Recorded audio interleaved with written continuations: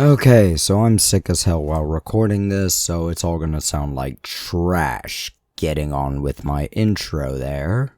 Alright, 11E Core Rulebook is absolutely worthless and was not worth buying it. I could have told you that, but it has lore stuff that you're interested in, right? Nope, this is $25 for what's essentially a pamphlet. It doesn't even say how army building works. It essentially assumes you know the rules out the gate on what is needed to be in an army, and the army building has changed a good bit. Hold on, this is paperback. Yeah, it's the exact same thing in the launch box, which makes a previous video I did, like 2 weeks ago, absolutely worthless. But they cheaped out on the launch box and sold everything at an inflated price. Funny thing is though, the $60 core rulebook from 10E is still at this cost. Actually has army building rules and lore. This doesn't have army building rules, has the most basic description of things, and even has a bit of confusion and contradiction with talking about the damn core stratagems.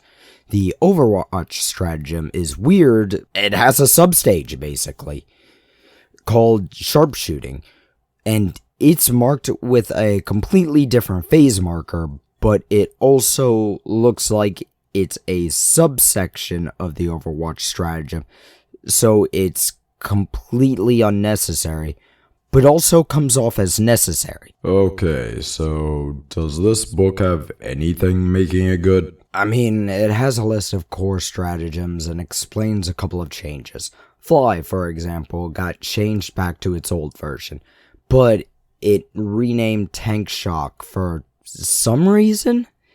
It also has an index about the weapon abilities, so that's nice. You know what pisses me off the most? This is written with the assumptions of new players, but it doesn't have the information a new player needs, like how to build an army. You know what this thing says to do to learn that? Go on the app, which has these rules anyway, so this book is redundant. There's also no reason to spend $25 on this book at all, and I'll admit, I prefer having a physical book, so I'm not tapping on my phone screen constantly looking for this, that, and another thing. And, you know, while writing this script and recording this video, the fan I have, if not on high, it'll slow down randomly and just scream at me until I punch it. I've been stopping between paragraphs while writing and recording to punch my fan and restart from the get-go. I'll get a tech marine to look into that, but is there anything about this pamphlet that you actually like? Actually, yeah, I noticed at the end of the book there's an index about weapon abilities and various keyword meanings, including talking about the Titanic and towering in context of various things. Now, I don't need to dig through the internet or the app in order to figure out what the fuck psychic means in the context of weapon ability. Speaking of that, that's changed. They made it so I actually love it. Psychic weapons ignore any and all hit changes, both positive and negative, unless certain things do stuff, like how Grey Knights and Thousand Suns have some. Of course, the phases remain the same, that's nothing different, but my friend and I actually argue about this sort of stuff. My friend says that the psychic phase should return, and I say it's unnecessary given the same abilities can easily be put into the phases they'll be used in, actually. But he did mention something I 1000% agree with. Psychic tests should make a return. Age of Sigmar still has them, kind of, in prayers and casting tests. Psychics should be a dangerous gamble, but Games Workshop seems to be trying to remove any and all gambling mechanics behind them, which is really stupid given this is a dice game.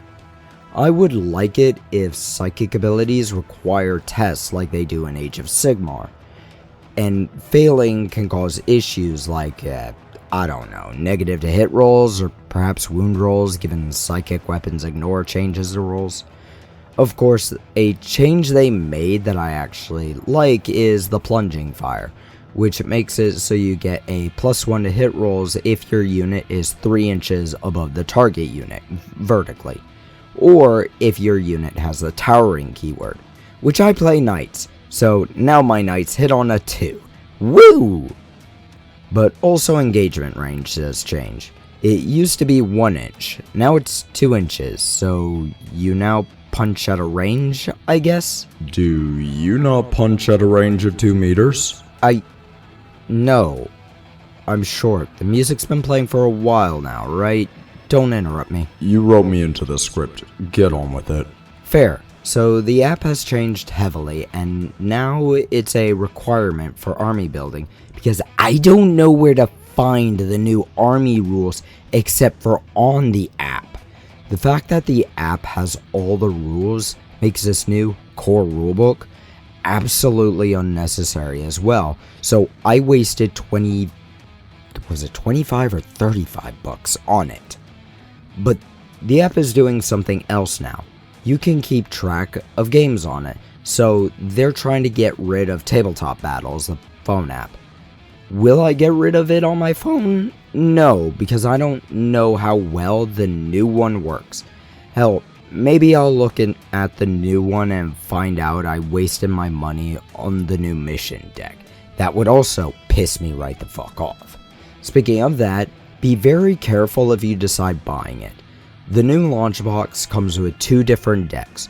One is the 2026 to 27 mission deck, which I'm certain they did like they did last time with the mission deck and only make 6 of them for the entire world or whatever the fuck. Then tell the world they all need 1 per player, but there's also a campaign deck, which I did not buy and I doubt I actually will. I don't know what the campaign deck actually has in it. Be careful not to buy the campaign deck though. I do like the idea that they are trying to push forward on campaign games like with Necromunda. I could see my buddy and I making a campaign just for him and me and our multiple armies, but that's not really important. I did notice that this app now partners with BCP, which is nice for tournament organizers, and I'm certain that'll make things easier. But keep in mind that some areas do not have good internet, even using a wireless system. Hell, where I'm working, my phone's internet functionality is barely existent there. Sometimes a day it simply doesn't work at all. So I assume in the middle of Nevada may not have the option at all. So I could look up quick guides on how it all works, and I will in just a minute, but I'd like it to be in the book I purchased. Honestly, this book is absolutely worthless. This all could have easily been a free piece of paper, really, not a $25 book. So I looked it up. Had to go on the app and look up detachment points, because that's a thing now.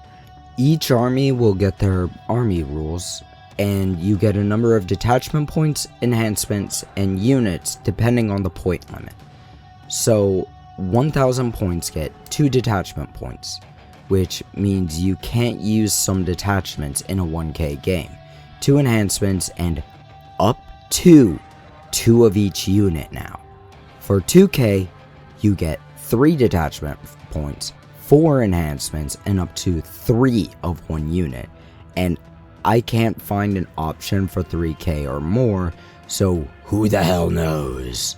You can still make them in the app, but I don't know where to find the rules for bigger options. And then battle line and transport units get the double of the number of the maximum unit number. Now, detachment points, you can essentially run multiple detachments in one army. Reading the app, I think if you do this, all units in your army will get all detachment rules available, which means you can make some gross combinations. And with each detachment having 4 enhancements, you can combine things to make things disgusting. I'm not a huge fan of this book. I still have the mission deck to go through as well, but I don't think I'll make a video about it because GW seems to be going out of its way to piss me off.